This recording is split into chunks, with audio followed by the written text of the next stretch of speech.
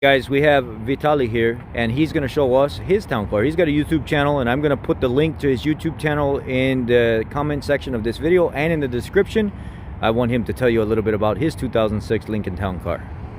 All right, guys. Hello, everybody. So this is my 2006 Lincoln Town Car Signature Limited, 2019, December 24th. I remember that day. After owning many cars, but they would be very basic cars. I owned Sentras. I owned a Camry. The most cool car I owned was a 2010 Buick LaCrosse, which I bought new and I drove it, and then I traded it in for a different car. I finally decided to take all the criticism, take all the good and all the bad, and decided to dive into this Lincoln Town Car. I love Cadillacs. I know I love Buicks, Lincolns, but this one was the car for me. So I bought it with 89,000 miles. Unlike Rich here, I'm not a mechanic, so I did the very, very best from what I knew as far as understanding the problems with the car. Obviously, I missed a few things, but ultimately, it gave me the energy and power to start my channel and also to enjoy this car with all the good and all the bad and everything in between. So as far as my car overall, I mean, on the outside, the way it looks right now, it took a lot of effort and yes, some money to get it going. But basically, when I first bought them, I guess we can start from this panel right here. As Rich pointed out on his, you got the corrosion, the standard corrosion. This entire wheel was basically like this. I painted them. Once again, not being a mechanic or a body shop or anything else, this is the best I could do. These center caps were stolen on mine. I have videos, so these are replacements. A lot of stuff. Unfortunately, people steal these all the time. I did inherit good tires. They're still the way I bought them from the dealership. I rotate them. Hopefully they do well. Keypad, everything works. So the one thing on this car, although a lot of stuff has broken over the last almost a year of ownership, I fix them. I budget accordingly. I know I'm going to spend some money, so I know what to expect. The little stuff, like the little scratches and stuff, I touch them up to the best of my ability. Nothing really to say here. But these panels, all right, so both rear quarter panels, when I bought them, they looked fine. I did have the little skirts here. I didn't really care too much about them, but I left them on. As soon as I started seeing little bubbles, which these things, they hide bubbles very well, the first thing I did, I ripped them off, and then I did one of these. I touched them, and a whole bunch of stuff just started coming down, and that's where I knew that the little bubble wasn't a little bubble. It ended up being, I took it to a body shop, and they cut a hole, basically, well, not a hole, but like a square here, put a new piece of metal, they welded it, and they painted it. If you can see, and it's the same thing on both sides, they're not perfectly color matched. But this is the difference between getting a quote for, let's say, $800 repair versus getting a quote for $3,000 repair. And this is kind of what I was mentioning as far as budgeting. I want to get this car brand new, but I realize it will never be brand new. So I kind of weigh in. So I settled with this, and so far it hasn't really been a problem. As far as back here, a few little things, like, some of these started to fall off. I glued them back on. I know I'm collecting a little water here, but once again, when it fails completely, I know this part can come out. As far as the trunk, being a Signature Limited, it is power operated. Being a proud father, I need to replace this old seat with this newer seat because my kid is grown up. I seem to have a fetish for getting floor mats. So as my explorations, if you watch my channel, I explore different dealerships. A lot of time I literally find things in the trash. Just in the back of the dealership, there's usually tons of parts, and I pull them. So I got probably a set of 8 or 9 different floor mats. I don't know, maybe. But usually, I don't steal them out of the cars. Usually they're well abandoned long before I ever touch them. But yeah, everything works. The airbag suspension works. I actually do have a video on how that trunk thing. I actually took that whole piece apart to show my viewers how it works. It's nothing crazy.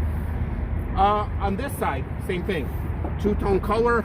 I know the two-tone is supposed to go along the bottom, but that's the best I could do under the budget. Same thing.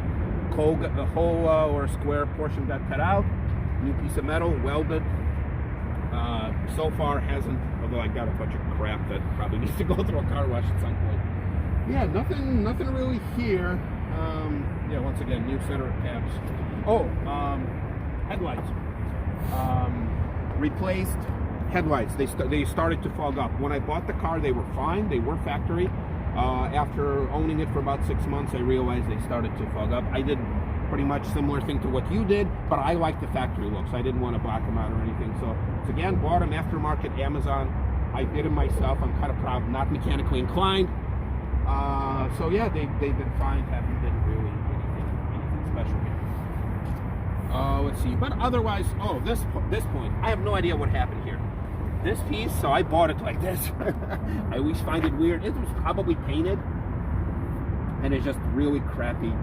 That's odd, yeah. Yeah, why this square? Why here? Who knows? All right, let's jump on the inside here. Unless you have any questions. No, you're doing good. All right. So here on the inside, like any whatever 14, 15, yeah, almost 15-year-old car. Things are not perfect, but I try to make this a livable space. So some of the little stuff, somebody used Gorilla Glue to keep this piece in place. I know it keeps popping up because of the tab keeps breaking, or they try to get in the door. Similar thing, these, I retighten them. I haven't put any glue in them yet, but I do have a spare one because it's starting to crack. Yeah, same thing, elbow grease. See, I wish I had this on my car because the material on this part, yep, it's starting to come off here. Yep. But it's really bad on the top of mine. If I had really? this where I rest my hand all the time, I would not have that problem. Okay, so for me, I do specifically try, by the way, I tried, this is me trying to cover it up. So this was white when I originally got it. Yes, I do specifically try to put my hands here. Yeah. Although I do have a little cracks here and there, but you know, nothing. Maybe I should try to get one of those steering wheels. Yeah. Yeah, I should try to get that through the dealership. I bet you I could find it. Yeah. I mean, I know on eBay they're being sold a lot. As far as the seat goes, my seats, I stuffed them because they were kind of, you know, they were bowing on the inside. So I specifically put a lot of extra foam in there. I was really nervous. Once again, not mechanically inclined, but I got it in there and it's been holding. This I try to color match and I paint it. It's not ripped, but it's definitely losing its color. No, that's just leather paint? Yeah, just like a $20. Nice. $20 off of Amazon, I think, to try and get. As far as the leaks go, so yeah, that's a whole other story. Currently, I'm not, at least to the best of my knowledge, yeah, currently there are no leaks here. But yes, I did have a leak that I discovered, and the way I discovered it is one of my viewers mentioned about the rust here. I kept mentioning, well, how can it possibly rust here? It's, you know, this and that, and then somebody else who probably experienced it said, if it's rusting here, you have a water leak. I mean, it's still like with the age of these vehicles, even the vehicles that never had the water leaks, even on mine, like that seat never had water or anything on it, or the back. They still get some of that rust and stuff on there, and it just over time they build up. But it's good that they caught that, you know. Yeah. So once again, thank you to one of my viewers. Yeah. Obviously, I mean, you know, the bolt is straight through, so maybe some of the water does splash inside. Who knows? But yeah, I did have the water leak here. The way I fixed them, and this is just me, you know, not to say that it's, you know, different. This is my fix. I realized that this piece right here was separated from the windshield by about this much, and I could stick my hand in there. So after doing a lot of experiments, I shot a water gun at the windshield trying to see where does the water go, and I realized it went underneath, and that's how it came out there. So my solution was seal it all the way down through here. And actually, when I bought the car, the previous owner did this. So this was done by the previous owner. I added a little here and added a little there. So obviously one of the three, I'm the fourth owner based in Carfax, so somewhere, somehow, this is not new. But yeah, I've done the usual. I discovered it here. Yeah. Tried cleaning it, didn't work. Tried to do it there, didn't work. Tried to seal it, seemed to work. And you got a sunroof in this. Who knows, right? I'm not saying that I'm 100% confident in that. I like and dislike. Yes, this. So, had a leak.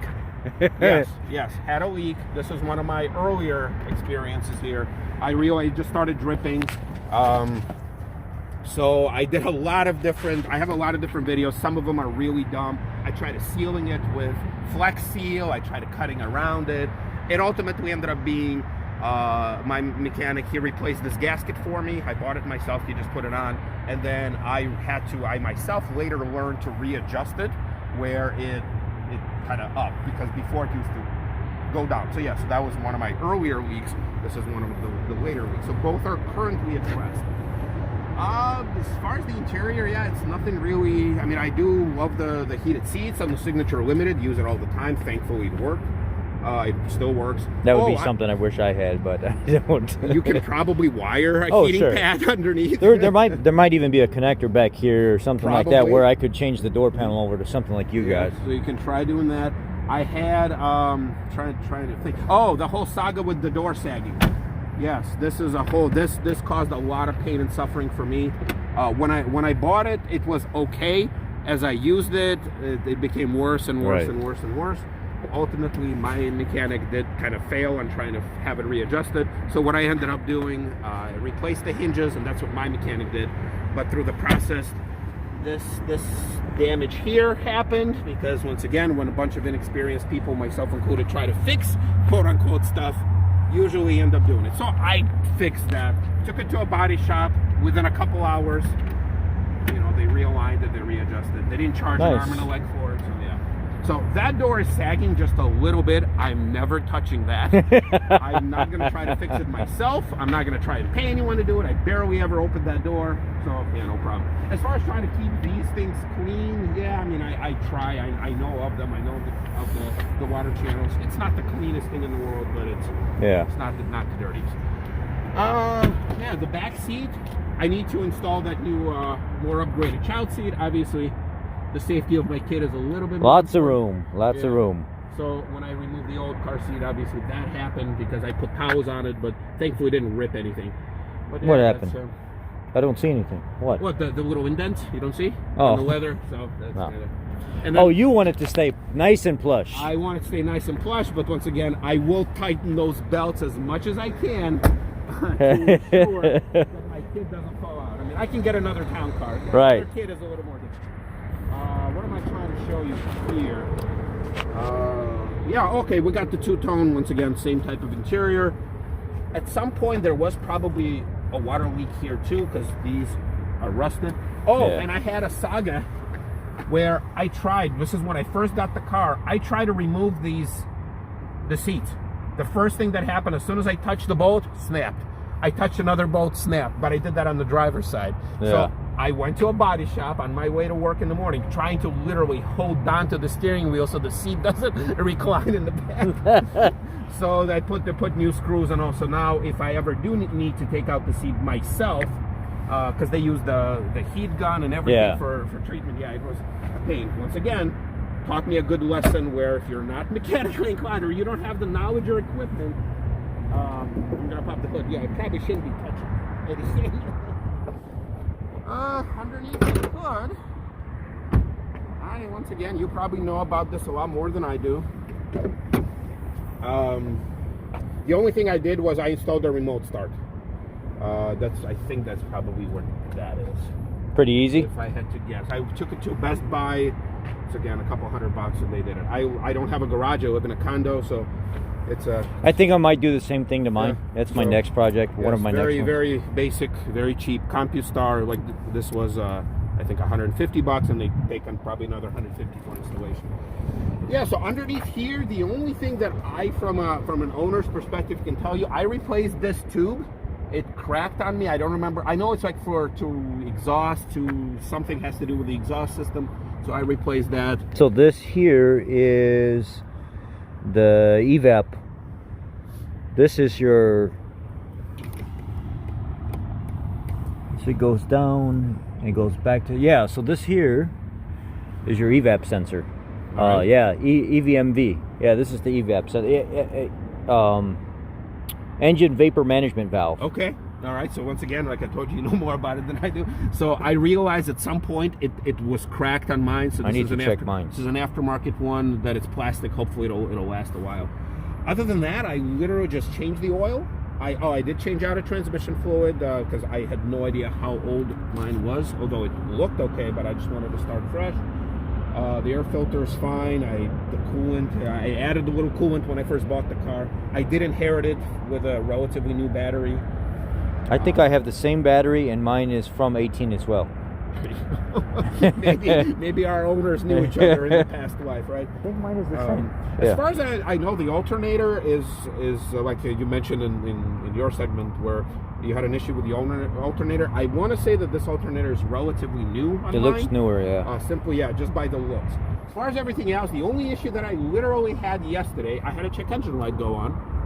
I was driving, the car kind of sputtered just a little bit, and the check engine light went on. But luckily, I was on my way to my mechanic to get an oil change and a tire rotation.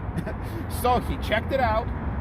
He told me it was a misfire in cylinder number 1, but at the time of him actually checking it and running the code, he wasn't doing it, although the check engine light was still on. So he didn't have any time to look at it, do anything else. He told me just the thing. He said that he's going to clear the code. He said if it comes back, then obviously I need to schedule another appointment because yesterday was a Saturday and he didn't have the time to mess around with it. He said it might never come back because he said every once in a while a car gets a little gremlin here and there and it's fine. I already put on about 50 to 60 miles since yesterday on it. It has not come back and it hasn't done anything. So I'm really hoping it stays this way. But if it does come back, obviously I will go back. One thing to be concerned with in that situation is I'm just looking at everything now. And I'm seeing consistency here. What's the consistency? But no consistency here. These are you have a coolant leak here at one time that formed around the metal jacket. I see. And I'm wondering if maybe some coolant could be getting down underneath that injector. Or possibly leaking into the cylinder a little bit, causing a misfire, just a hiccup from time to time. These plastic manifolds are the updated version. But what ends up happening is this runner that goes across from side to side, the plastic and the metal don't flex at the same rate. So eventually over time, it doesn't look like it's leaking right now. It looks like it's stopped. But if you look back further underneath there, you can see some. I see some stuff that probably doesn't belong there. Yes.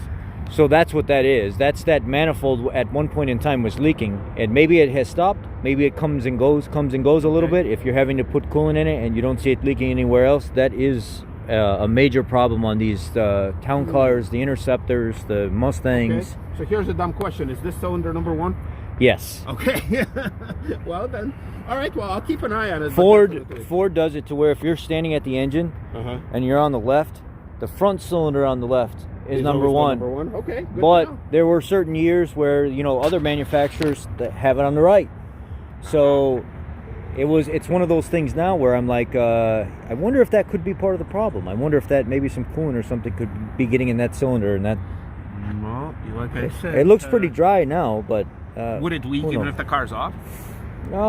It could. You could have more of a cold leak than a hot leak.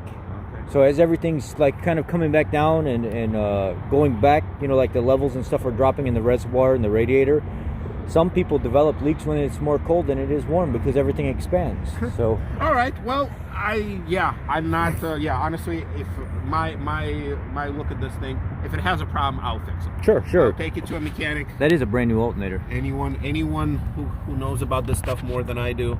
You can look and see how new the back of it is and how nice everything is. That's brand new. Well, it gives me hope that at least this component is going to outlast the rest. How long have you had it?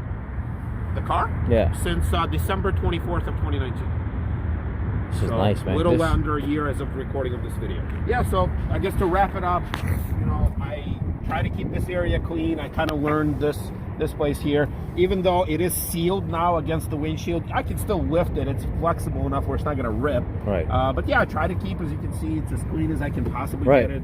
That side I fixed, so not looking forward to getting any problems, but at the same time, I know that there's a little stuff, little leaks here and there. Yeah, I know that at some point I'm gonna want to replace this grill because it's going to lose some of its chrome up here. So mine is starting to fade a little bit, and it's got the little nicks in it from going down the road. So I'm like the same way. Yep, so I know this is easy. So I will do this myself when the time comes. Oh, it's just unbolts. Yeah. I never even looked. Yep.